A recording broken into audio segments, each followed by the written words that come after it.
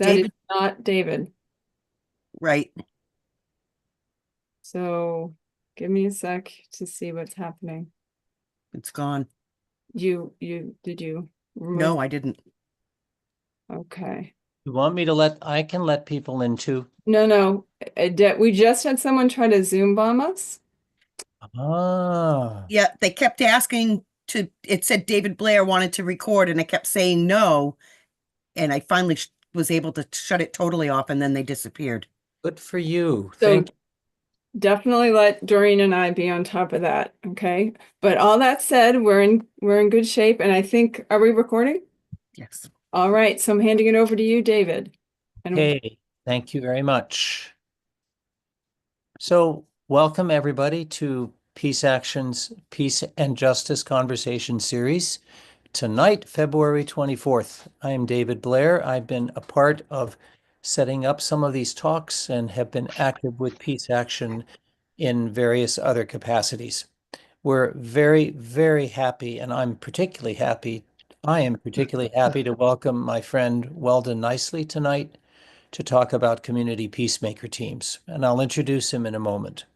Uh, New Hampshire Peace Action educates and mobilizes and organizes to build a more peaceful and just future for all. We envision a future where international relations are based on cooperation instead of competition and conflict, and where mutual benefit and shared security lead to a more peaceful and just global community. In the spirit of understanding and respect, we'd like to take a moment now to acknowledge that we are here tonight, living and working here in New Hampshire on the traditional ancestral homeland of the Abenaki, Pennacook, and Wabanaki peoples, past and present. We acknowledge and honor with gratitude the land and waterways that they have been stewarding throughout the generations. A quick reminder of Zoom guidelines. We are happy to have you keep your video on so we can see your faces and feel connected. We will keep your audio muted for now. You can use the chat to share reactions and ask questions that we will get to in the second half of the program, and we'll also call on folks to speak later on too. So now for tonight's program. Um, Weldon Nisly has been active with community peacemaker teams for many, many years. I met him last October when Lena and I traveled to the Mexico-Arizona border with a delegation from CPT to the borderlands. I deeply admire the work of community peacemaker teams, and I really enjoy and love Weldon for what he brings to this work to all of us. This topic of how we can accompany people in dangerous situations is only one facet of what it means to live nonviolence. And as you may know, we've had a series of talks on the topic of nonviolence seen from different angles. I think that Weldon is going to bring us a really unique perspective from his own experience and stories of others on what nonviolent accompaniment looks like in sometimes in very dangerous situations. Um, I'm going to let you, Weldon, talk a bit more about your bio, your background. Just the outline of how this will flow is that Weldon's going to speak for about 30 minutes. And we hope then to have about a 5-minute cameo from New Hampshire Peace Action's new executive director, Michael or Lefty Morrill, who happens to be on a CPT delegation, and he's waving to you.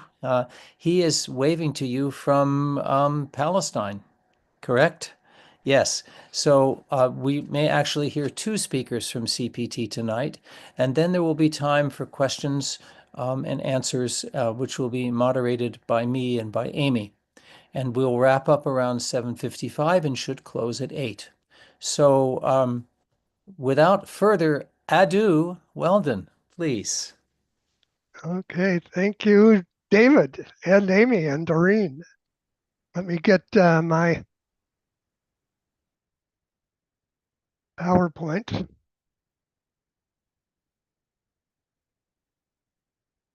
Are you seeing that title slide? Great. Welcome, peaceful friends, and thanks for being here. When I left the Community Peacemaker Team, Iraqi Kurdistan team for the last time, I told Kurdish friends that I want everybody I know to come meet them in Kurdistan as I have. They're amazing people. But since not many people are going to go from Turtle Island to Kurdistan, I will take Kurds. I told them I would bring them to you to introduce them to you in this way. And by sharing your story, their story with you. They are very grateful that you care enough to meet them in this way. Let me briefly introduce myself and Community Peacemaker Teams in Kurdistan for context, and then I'll share their lives and struggles so you can be in solidarity with them. I'm Weldon Nisly. I've been at pastoral ministry and peace ministry as a Mennonite for over half a century. I was a political organizer in the late 60s and early 70s. Before that, I retired over 10 years ago from Seattle Mennonite Church, a couple decades here, to spend more time with community peacemaker teams and other nonviolent actions. So that's what I've done. I have served on the CPT Palestine team and mostly on the early Iraq team and then the Iraqi Kurdistan team, which I will share with you tonight. So we will continue this journey together. In the mid-1980s, Christian Peacemaker Teams, known as CPT, was envisioned by Mennonites and founded by historic peace churches and other peace groups. CPT's original mission was getting in the way, as in getting in the way of war. Over the years, solidarity with people targeted by war transformed CPT's mission. We learned that getting in the way imposed white, Western Christian answers and solutions on people who know better than we do what builds peace in their life and land.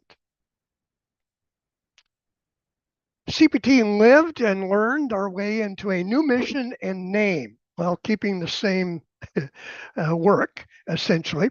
Instead of getting in the way of war, CPT's mission is now building partnerships to transform violence and oppression by accompanying people targeted by war and oppression, by advocating with and for them, for their rights, freedom, and peace, and amplifying their voices at home and around the world. Building partnerships with local people also transformed CPT's name. Christian Peacemaker Teams became Community Peacemaker Teams so that we could retain the CPT as we're known around the world. But it now reflects the international interfaith community reality of our teams and vision. We have teams in Iraqi Kurdistan, which I will share with you, in Palestine, on Lesbos Island, the Aegean Migrant Solidarity Team, and in Colombia, and then on Turtle Island, the Turtle Island Solidarity Network in North America. Kurds in this region are little known, so some context.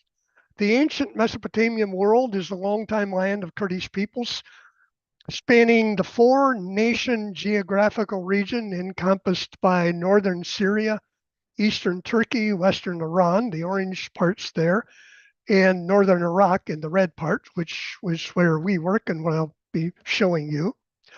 Over 40 million Kurds have lived here for countless centuries under continual oppression without a homeland. The CPT Iraqi Kurdistan team prioritizes building partnerships with Kurds targeted by Turkey and Iran's cross-border bombardment, and Kurdish activists and journalists oppressed by the Kurdish political regime. The Kurdistan region of Iraq, this colored area here, it was in the previous map, it was the red area, but this is the northeastern part of Iraq. It is a semi-autonomous region functioning much like a state does in the United States. The CPT Iraqi Kurdistan team has lived in Suleimani since 2006. There's a longer, earlier story that I was part of from 2002 to 2006 in Baghdad in Iraq, but since 2006 in Iraqi Kurdistan in the Northeast. The team has lived in Suleimani since 2006, a city of about 1 million people in the sort of eastern part of the region. We work and travel across the entire region as the only international human rights NGO documenting war on Kurds and political oppression of Kurds. The IK team documents the impact of war and human rights violations. We produce maps to show where Kurdish civilians have been injured or killed across the Kurdistan region of Iraq, which this is one of the more recent maps. We do this for the UN, for embassies, for our use, and anyone that is interested in seeing them. So with the stories now, we get into the people and the stories there. Turkish warplanes bombed the mountain village of Zuka 24 times in 24 hours. All 20 Zuka families fled down the mountain, taking what they could carry and their children, and they finally found safety where they camped on a rocky shore of a river. When we heard that Zuka had been bombed and the entire village displaced, my Kurdish teammate Cameron and I went to meet them to find out what had happened and what we could of their situation. Village matriarch Per Aish, Per means auntie in Kurdish, invited us into her tent to drink tea and listen. Per Aish told us about being bombed and forced to flee for their lives. She said, "We face an impossible choice, being bombed or being flooded. If we return to our village, we will be bombed. If we stay here, we'll be flooded by fall rains, which are already beginning." Per Aish spoke passionately about their care for each other in this traumatic experience that forced them to flee and live in tents far from their home farms and village. The children of Zuka went to school in 2 tents on the rocky shore of the river. These children refused to let war keep them from learning. 2 tents cannot hold all the children, so the 2 girls are studying. They're sharing a desk to study for their class at that session on the riverbank. When we met the students, one girl asked, "Do children in America go to school in tents?" See, by the way, CPT has a child protection policy so as not to put any child at further risk now or later with their photo on web and social media and so on. So I am not showing faces of children. We only take and post photos of children's faces with their consent and the consent of their parents. The mountain village of Harure in the northwest is a farming region in Iraqi Kurdistan near the Turkish border. Turkish warplanes, helicopter gunships, drones, and artillery bombard this area. Turkey builds roads and bases inside Iraq for surveillance and shelling. That red circle there's a base at the top of the hill. There are a lot of surveillance sort of outpost bases like that on the top of all those mountains surrounding villages. Turkey justifies the war by calling it a war on terror against Kurdish resistance. PKK, the Kurdistan Workers' Party, is a Kurdish political organization with an armed militia fighting for freedom from Turkey's oppression. The US and European Union joined Turkey, designating PKK as terrorists. CPT does not support PKK or any armed group. We refuse to meet or ride with anyone carrying weapons, and we do not accept armed escort anywhere. After school one day, these teachers, this is in the schoolyard, these teachers told CPT about the trauma children experience from the continual threat and reality of bombardment of their village. Harure farmer Abdul Wahid invited us onto the roof of his new home. He showed where mortar shells had damaged his house a few nights earlier and destroyed his water tank on top of the house, which is vital to their survival. It is no longer safe for farmers to go up to the mountainside to tend crops or orchards or animals or bees or fish or do anything up there. The Nile Valley is a farming valley between mountain ranges. It's unusual in that it has Kurdish Muslim and Assyrian Christian villages, and they collaborate in the face of Turkey's war on terror. On a peaceful evening in the village of Holy Land, when the CPT team was there, had been in the valley for that week, and was staying in a little guest house here of a friend at night. Children were playing, women were baking bread and making dinner. Men were coming in from the field or herding sheep into pens at night. Suddenly, the evening calm was shattered by a Turkish warplane screaming overhead, bombing 3 times near Hazanki village a few miles away. We met with Hazanki farmer Kakadar, the closest person to the bombings. This was a couple days later. Kakadar points out where they were bombed and told us he was herding his cows into the barn when the first bomb exploded nearby. He ran and got his family, got into the car and drove down into the village seeking safety. Bombing terrorizes and traumatizes children, adults, animals, birds, everything. His cows gave less milk and some cows miscarried after this bombing. In addition to killing and injuring civilians, bombs start fires, burn crops, destroy orchards, kill livestock, damage homes, and blow up vehicles. Kakadar told us I've lived here all my life. I love this land and these mountains. It's all I've ever known. A few years ago, my wife died and I buried her body on this land. Then he choked up and was silent as tears trickled down his cheek. It was a poignant moment on a beautiful sunny afternoon in Nile Valley. But Kakadar knew all too well the terror of having peaceful farm life suddenly shattered by screaming warplanes bombing them, often with bombs and bullets labeled "Made in the USA." In villages across Kurdistan, we meet with village leaders, mostly men, but CPT navigates patriarchal culture to meet with women. Women are I call them the truth tellers about war and their people and land. A klima fearlessly speaks truth to power in the face of scorn and threats. A courageous, resilient farmer. A klima's eyes and body speak as powerfully as her words. We asked a klima once, so why don't you seek political office? And she scoffed at us and said, if I sat in their chair, I would soon act like them. In addition to accompanying people harmed by war, CPT accompanies people oppressed by the Kurdish political regime. The town of Shalaze in the north central region is the intersection of war and political oppression. Turkish warplanes, drones, and helicopter gunships continually threaten the city. The Kurdish regime arrests and imprisons those who protest it or promote democracy and human rights.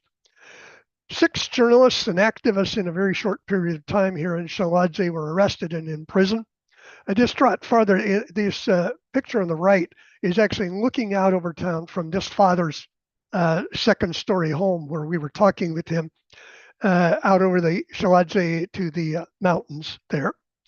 And the father told us, Turkey's war and Kurdish political oppression have turned our city into a prison. My son was arrested and in prison. We can't leave and abandon him, but staying here, our lives are threatened by Turkey's military. We no longer go to the hills to farm, gather nuts, fish, tend beehives, picnic, or hike. Kurdish independent journalists face ongoing political oppression. We met Shirwan Shirwani in his home with his wife and 4 young children present. Months later, 10 masked men burst into this home and brutally abducted Shirwan in front of his wife and children. In a sham trial, he was sentenced to over 6 years in prison, is still in prison, falsely accused of leading a plot to overthrow the Kurdish regime. Journalist Niaz Abdullah was also with us in Shirwan's home on this occasion. Niaz faced constant threats on her life and arrest. We met with her when she was released after an arrest. The upper left picture was on that occasion. She told us she was living with her parents. She's single and was living with her parents for a little more sense of security. And she said, when I leave my parents' home in the morning, I kiss their hands, a Kurdish gesture meaning I love you and may never see you again. Niaz organized a meeting, the bottom center one, they're a meeting of Kurdish journalists to promote media freedom. She asked CPT to accompany her and document this meeting in case of trouble. CPT helped Niaz escape Kurdistan and the threats on her life. In exile now, Niaz received the 2022 International Press Freedom Award from the Committee to Protect Journalists. She's a very dear friend and sent a personal video to me when I left the team.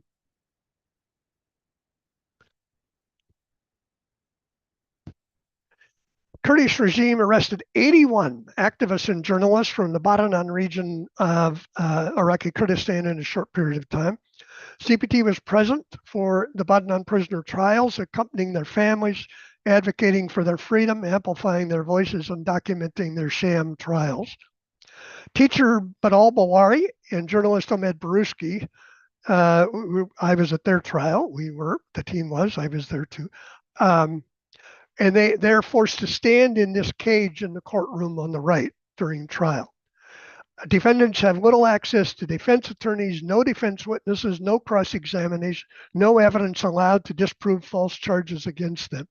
On this occasion, the judge accused them of being criminals plotting to overthrow the judge, not just the prosecutor, but the judge accused them of being criminals plotting to overthrow the government. And Ahmed, in frustration, burst out, "I'm not a criminal, you are," daring to speak truth to power. But and Ahmed were released. I've been in their homes and they've been with us numerous times. But just a couple of weeks ago, Ahmed was rearrested again, and is now in prison again. Families are not allowed in court, but CPT and some consulate officials and members of parliament are allowed in to observe trials. So that's what we were doing. After the trial, family and friends protest injustice outside the court, often with signs or shouting Azadi, which is freedom in Kurdish. CPT frequently gives media interviews condemning political oppression and expressing solidarity with Kurds, promoting democracy and human rights. My teammate Cameron in the upper right there is speaking to the press there. Journalist Gudar Zabari was another Badanan prisoner sentenced to over 6 years. He was not allowed pen or paper in prison, but refused to be silent. Taking the metal tab of his pants zipper, toothbrush handle, and a cigarette lighter, he melted the plastic handle to the metal tip, and then took a cigarette paper on the right there, opened it up, and wrote with that metal tip on the inside of that, and then had it smuggled out. He wrote a message to Kurdistan and the world that began with these words: "A courageous greeting from an isolated prison to an oppressed nation under the rule of a tyrannical authority. They distort the truth with lies and false accusation, but the truth will continue on its path."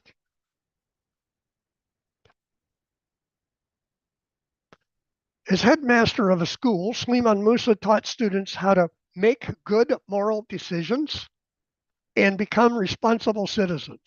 He too was arrested and accused of plotting to overthrow the government. After Sliman's trial, his teenage daughter came in the lower left picture there, and her two young siblings came to CPT outside the court building with tears running down her cheek. She thanked CPT for accompanying her father and family through this traumatic time. Excuse me.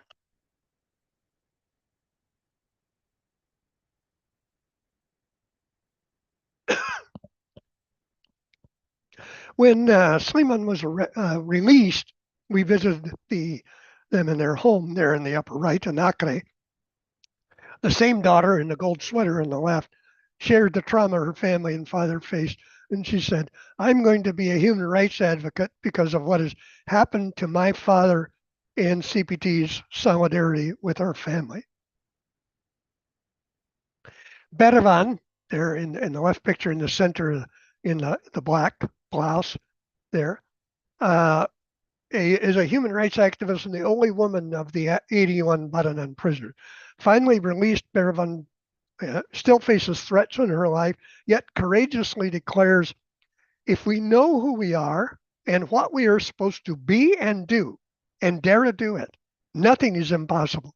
I will not be silent or stop confronting oppression. This little girl, Aishan, was heartbroken when the judge sentenced her father, Shivan Saeed, to 6 years in prison. He is another Baranan prisoner still in prison, falsely accused. Kurdish artist Muhammad Ismail drew this portrait of Aishan's tears. He gave it to the judge with a message. This portrait of Aishan I give as a gift under the condition that you hang it on your wall to remember what brought these tears to this child's eyes. Last November, well, we do a lot of documenting that is used, fortunately, now by many of the embassies, including the US, but I think that will change very quickly now. That's a long story, but last November, the Dutch Ministry of Foreign Affairs awarded our CPT Iraqi Kurdistan team their 2024 Human Rights Tulip Award with this sculpture. Our teammate Cameron is speaking there. He was invited to the Netherlands to receive the Human Rights Tulip Award on behalf of the CPT IK team in December. And last week they had a reception and meeting in Baghdad in the Dutch embassy there. But in his acceptance speech in the Netherlands, Cameron said, we're often asked, how with so few people can you document all this information? The answer is simple. We drink tea with people. And that is how we collect data, amplify their voices of the unheard, and gain support for our work. And then Cameron went on to say that this award honors all who, despite great suffering, continue to resist nonviolently in Iraqi Kurdistan. There are many, many, many more stories I could tell you, but I want to conclude with two things. One is an invitation to be a partner and participant in CPT. These links will be given to you later or in the chat, but follow the CPT newsletter, email, social media, and so on. Participate in CPT actions online. They come out frequently. We now have a Friday bulletin that goes out every Friday with news updates for the week. And go on a CPT delegation, as David and Lena did and are again. I am leading the CPT Iraqi Kurdistan delegation in October, and David and Lena and David Lehman, who's I think also on this call, will. I recruited several other people to join us. Can't wait to be there with you. But I urge all of you to check it out. Go on a delegation. I assure you, it will change your life.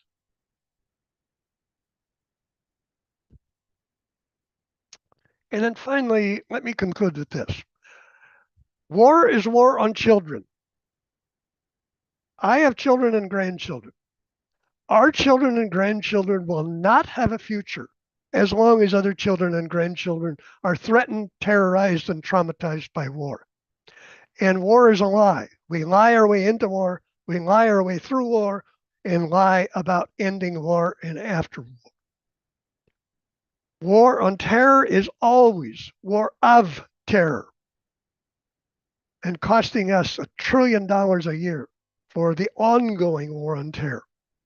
It's impossible to bomb our way to peace. This is endless asymmetrical warfare, war we can't win, can't lose, can't stay, can't leave. We still have, we are still at war in Iraq, even though nobody really knows it in our own ways. That war is far from over. The war of terror is far from over. So thank you, friends, for your support, solidarity, and struggle for peace. I will turn it back to you.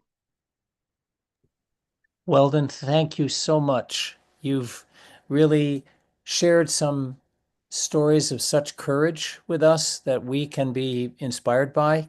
We need to have the same courage now, wherever we are. And I particularly love that you bring people's faces to us and people's stories, which is so much more moving and touching than and effective than simply giving us statistics. So thank you so much for this presentation and for your work. And a number of us here on the screen, at least two of us, are looking forward to seeing you again soon. Hello, David Lehman. Good to see you. So now, Lefty Morrill, we have a chance to hear from you in Palestine. Again, for those of you who've joined late, Lefty is the new executive director of Actually, he's our organizing director. thank you, thank you, thank you. I'm glad you didn't put too much on you, Lefty. Our new organizing director who took a little sabbatical in Palestine before starting his work for Peace Action. So welcome, Lefty. Thank you, David. Thank you, Weldon. Thank you, everybody. If I'm a little incoherent this morning, it's because it's 2:30 in the morning here. I woke up, tried not to wake up my flatmates, and I'm sitting in the kitchen. It is actually colder here than it is in Manchester right now. I just checked the temperature. We're going through a cold spell. Unfortunately, we're not going through a cold spell in the very hot war that is existing not only in Gaza, but also here in the West Bank. The West Bank has been described by a lot of the people that we've been meeting this week and last week as a slow-moving Gaza. It is not getting the headlines because there aren't 40 to 50,000 people and maybe more being killed as there are in Gaza, but every day there are killings. Just 2 days ago, here in Hebron, where I am today until a few hours from now when we're traveling to Jerusalem, but just 2 days ago, a child, a 13-year-old child or 11-year-old child, was murdered by the IOF, the Israeli occupation force. We refuse to call them the Israeli Defense Forces because this is not defense, this is offensive occupation. So it's the Israeli occupation force here. And it really is an occupation force. I'll obviously be giving a much longer, detailed report when I get back. Let me just say that I love the Jews. I grew up in a Jewish neighborhood. My ex-wife is Jewish. We were married in a Jewish ceremony. I grew up in a time where I was indoctrinated because of the neighborhood that I lived in. I was a Zionist. I didn't realize it. I knew and heard all of the propaganda and all the reality of what had faced the Jews.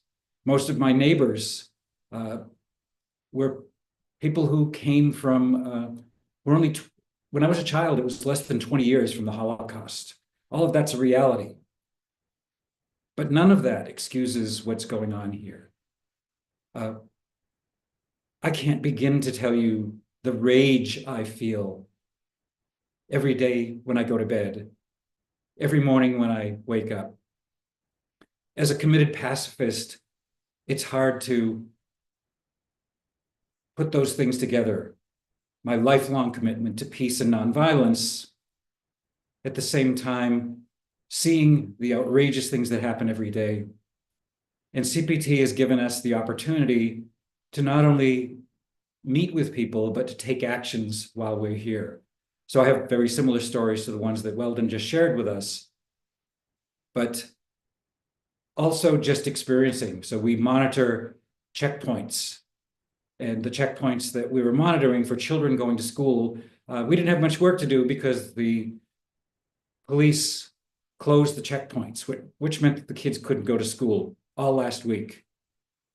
They closed the checkpoints, allowing me and another colleague who are two old white men from the West, they allowed us through to go to the Jewish side of the Tomb of the Patriarchs, but they didn't allow the Palestinian men to get through to go to the mosque that you can see just beyond the checkpoint to go to morning prayer.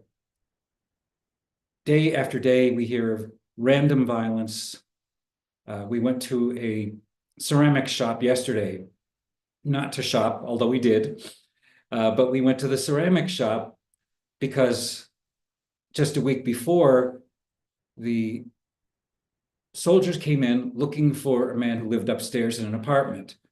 they couldn't find him. And so instead of just leaving, they looked around the ceramic shop, and lots of them had Palestinian resistance symbols on them. So they destroyed 20% of all the stuff in the shop. And what is uplifting is the resilience, the resistance of the Palestinian people that we see over and over again in the face of this. So what did the people, the neighbors, do? Instead of coming in and just buying things, they came in, they bought almost everything in the shop, including all of the things that were broken, that the soldiers had broken. So I can tell and will tell when I get back story after story. I know today is really for Weldon to share what's going on overall. But let me just tell you that if you have any opportunity, I know, David, you're going to be going to Kurdistan, and I know some of you others have participated in CPT. It is a life-changing experience. This is probably my 15th time to visit or live in Palestine. I spent a year and a half just 2 years ago studying and getting a master's degree at the University of Haifa. So I know this land very, very well. But what CPT did was get us into places where we would never have been able to, where I would never have been able to go on my own, and giving me a different perspective. And as David and Weldon, I think, have both said, we all know the statistics. We read the news stories. We're appalled by all of that. But being here in person, sharing with people, talking with people, changes everything as far as the way that I view things. So thank you, Weldon, for your continued work for this. And thank you to all the CPT folks. There are people here that you probably know. Ken Jones, I think you know. And all of the Palestine team based here in Hebron. Again, I'll share more later. I will cherish the opportunity to go to any place, labor union halls, synagogues, churches, other community organizations when I get back to share the story. Thank you. Thank you, Lefty. We look forward to having you back and wish you safety and a continued meaningful experience there. Yeah. So let me just say, David, that wishing me safety, you don't need to wish me safety from the Palestinian people. I've never felt safer. It's only when I'm on the other side and I'm around the soldiers and the Israelis in the occupied territories that I feel danger. I understand. Yeah. So this is a time for questions, which Amy has been monitoring, I'm sure, the chat, maybe Doreen also. So, but you can also raise your hand. Probably best to raise your hand digitally so we can scan for questions. And Mike has one. So Mike, would you unmute? Yes. Oh, it's not letting me on. Oh, there it is. No, we hear you. My question is about USAID, and my understanding is that a lot of the democracy and human rights programs and also citizen journalism or investigative journalism are funded traditionally through USAID. So do you know if that's really going to cut back the ability of different organizations to do a lot of the work on the ground by not having the USAID money? And I've heard that many of the journalists that were part of the investigative journalism program and the organized crime and corruption reporting project have been laid off because of a lack of funding. So does this affect what's going on with the citizen journalism in and around Kurdistan? A couple of different answers, responses, Mike, that I would give. One is we've not worked with USAID, and I don't have any direct connection to who gets what or whether that would be, particularly in Kurdistan. To most of them are so independent and on their own that I would be very surprised if any of them got USAID. USAID has had some problems. I've been pretty skeptical and critical of USAID, and it's done some immense good work. A very dear friend of ours just got laid off, who has done crisis management for years in South Sudan and all over all kinds of places, and her job just went away. I'm writing an article for her on that. So yes, the loss of USAID will definitely have lots of impact. so many places on very severely, but I don't know in Kurdistan any direct connection with USAID or what impact that will have. It'll probably take some time for us to find that out. Thank you, Weldon. I've got a couple from the chat, David, that came to me. Go for it. Yeah, and then we'll go back to, I do see emoji, but let me ask a few things. There's some questions around what kind of training you receive, like what sorts of Good. Yeah. techniques that you are taught that you bring there. Yeah. Thank you. That's a good question. I don't often get asked that. We to be a CPTer, to be on team, either part-time or full-time, we have to go through a training. My training was in Berlin and Prague with a team. What do we have? 10 of us or so. We do like 6 weeks, very, very rigorous training around learning, nonviolence learning. We do lots and lots of role playing, but go through all the scenarios and so on. So I've done a lot over the last almost 60 years. That was the most rigorous training I've ever undergone. It's very, very good and intense. We need a lot more of it. We just don't have the money and the time to do as much as we would like. So then after that, at the end of a training, you have to be accepted by CPT and willing to participate. And part of that is a commitment to nonviolence and following the protocols and working on a commitment to undoing oppressions. Well, the primary oppression we work with is war, undoing all oppressions. So we work very intensely on team dynamics and all of that with because we're often in relatively patriarchal cultures and places, and so how does all of that play out? And then our training really goes on the ground is as we are in situations, then we go through our own debriefings and learnings we have a whole protocol about how we do that,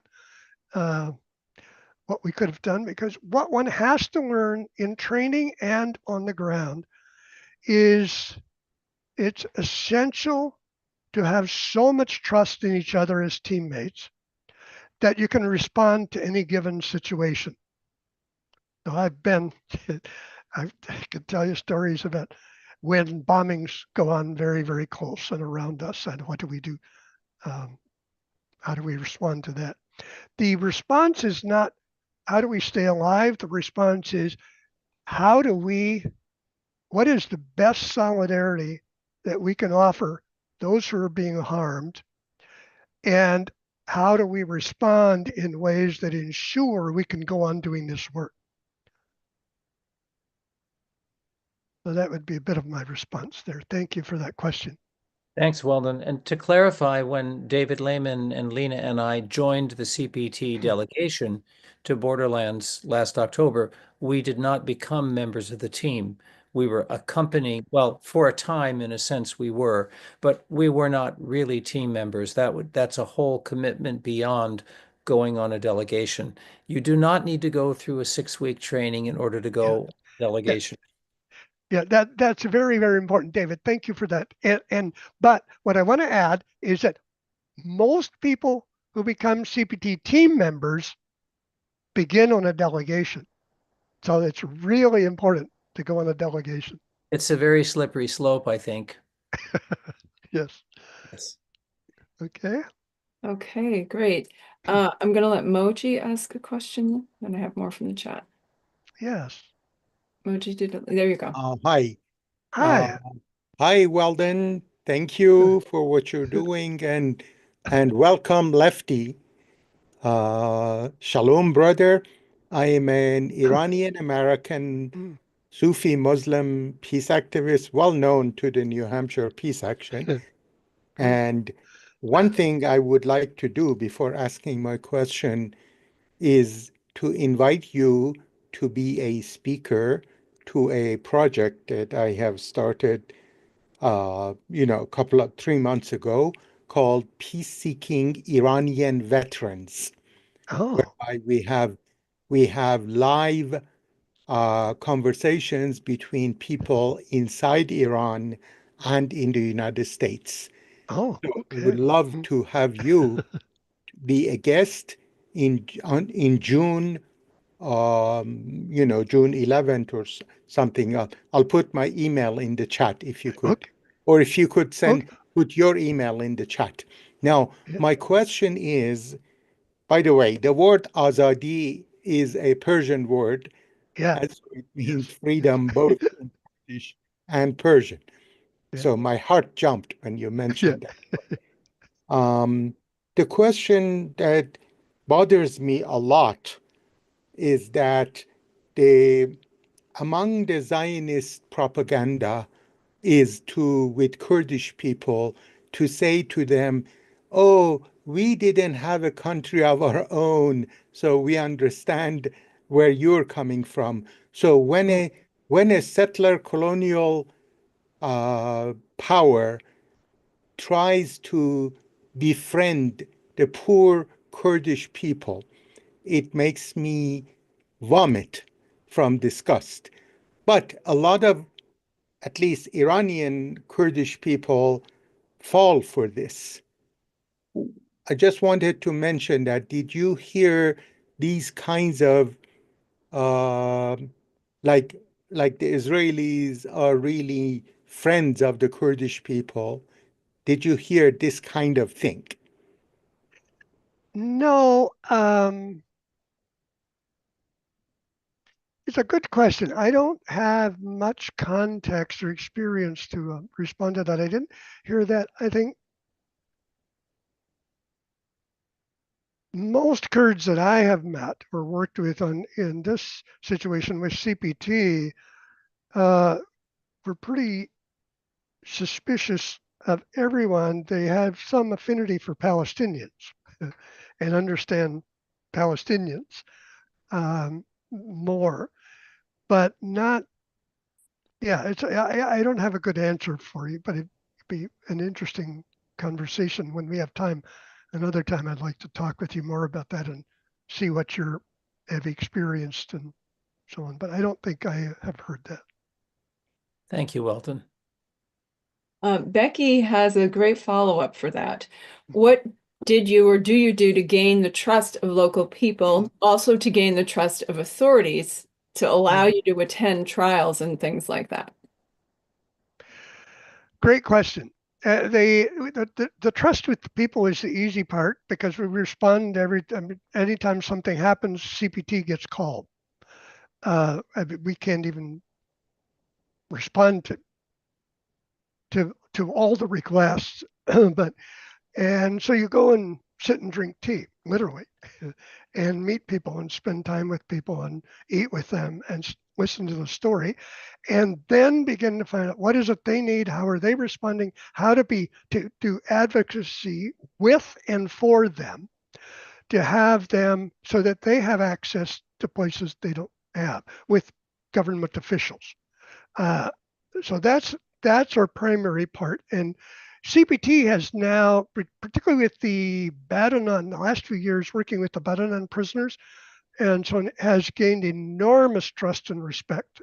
As known, we drive into a village or a city and people will recognize us and respond to us because they're so grateful for what we're doing and feeling like that.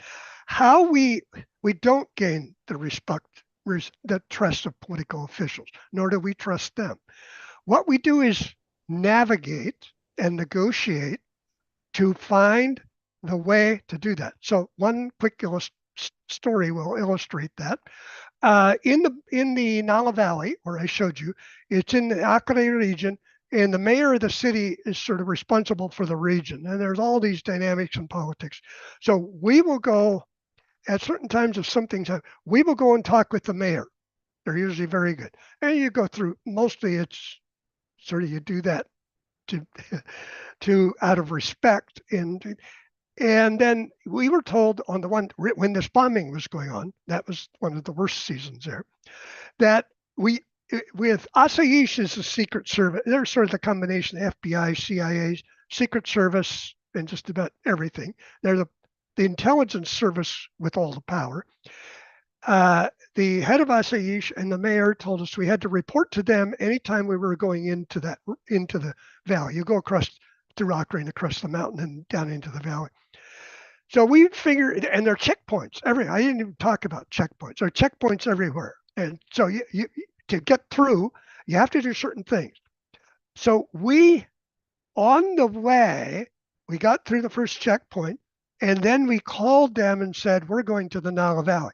We do not want to ask permission because most of the time it won't be granted.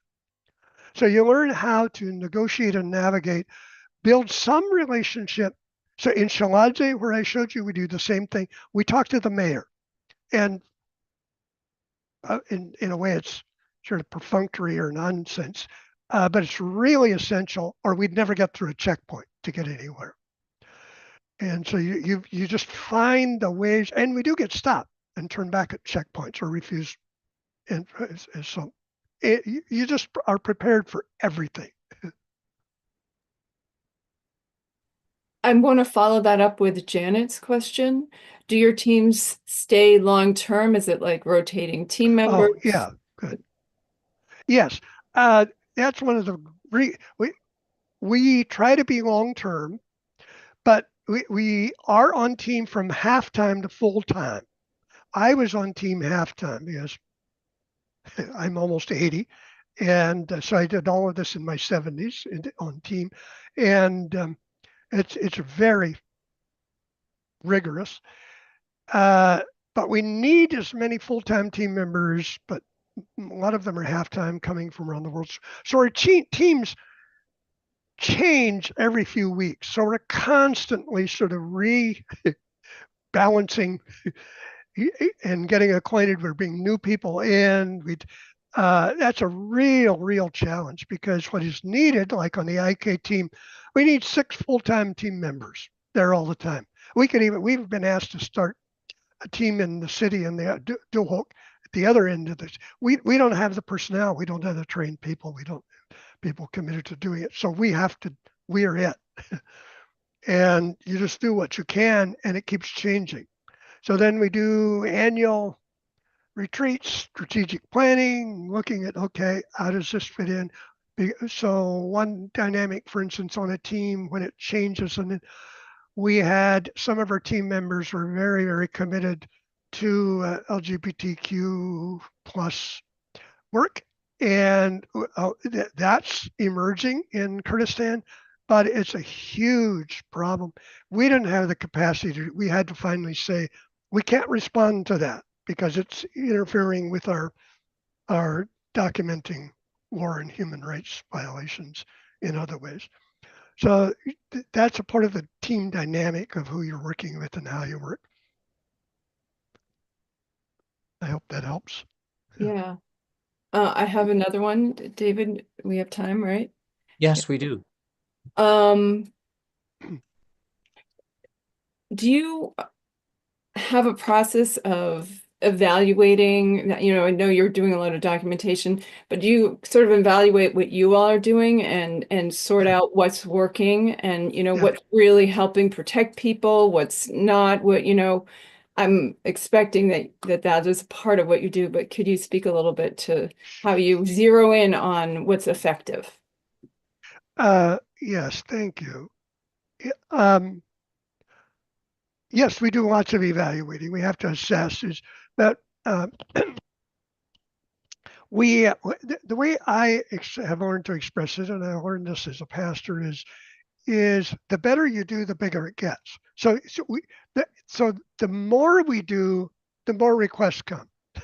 So we're always both evaluating what we're doing, how does it stay on the specific mission and task, how well we're doing, but it's more about what did we learn from this, or how might we have done it better? So it's not like you have a way of saying, okay, we did this right, we did that wrong. Does that make sense? So it's learning, say, in this situation, we responded this way. So again, Harure, I showed you one of the first places up in the mountains. Two things happened there that are a risk for us. One is that an independent journalist who we did not know, had never met, had gotten a ride and was up there to do a story, and then he wanted to ride back to the city with us.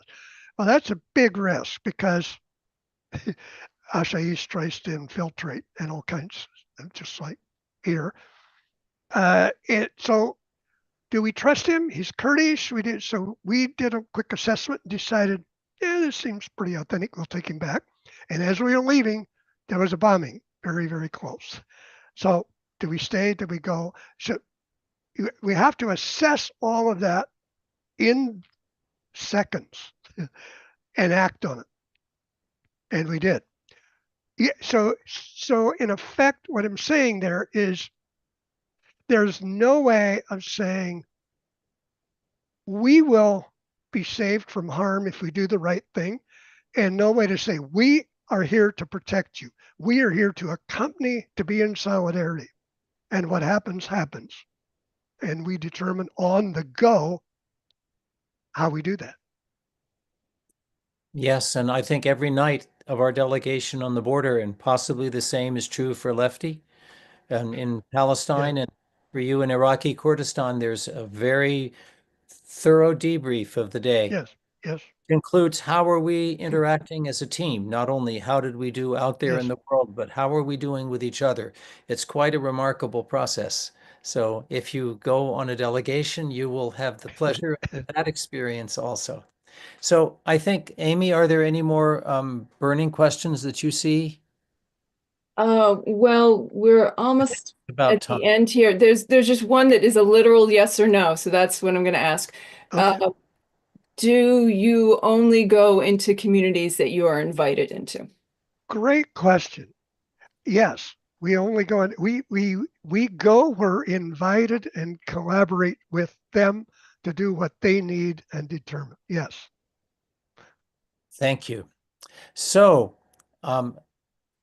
tremendous thanks to you, Weldon, and to you also, Lefty, for sharing your experiences, and to all of you who came to witness, to listen, and be part of this. You can learn more and follow the work of CPT on the link that Weldon posted. And Amy, I'm going to let you take us out with our Peace Action upcoming events and all.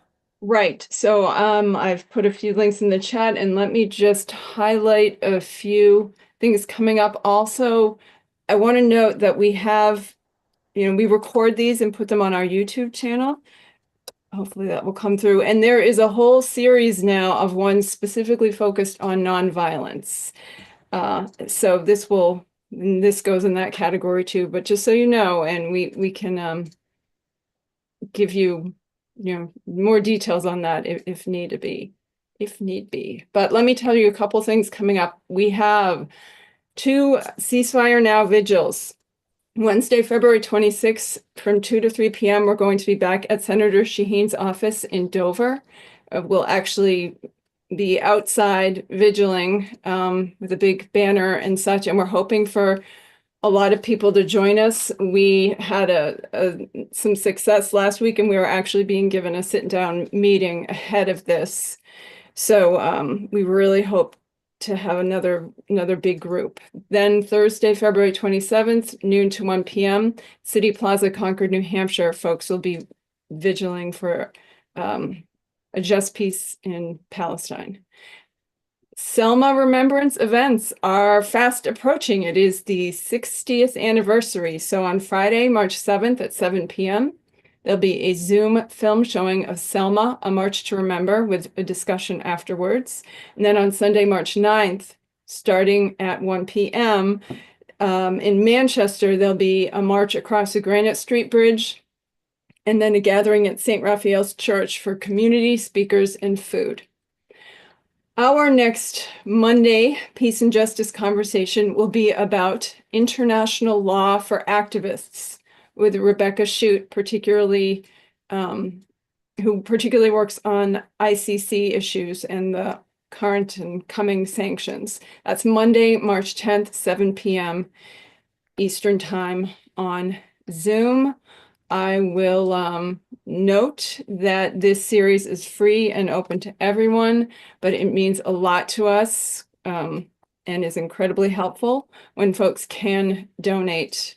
So I have nhpeaceaction.org/donate, and it's in the chat too, if you are able to support us that way. David? So thank you all. We hope you have a great night, and we look forward to seeing you again very soon, perhaps in 2 weeks at our next conversation, or at one of those vigils, which are really important.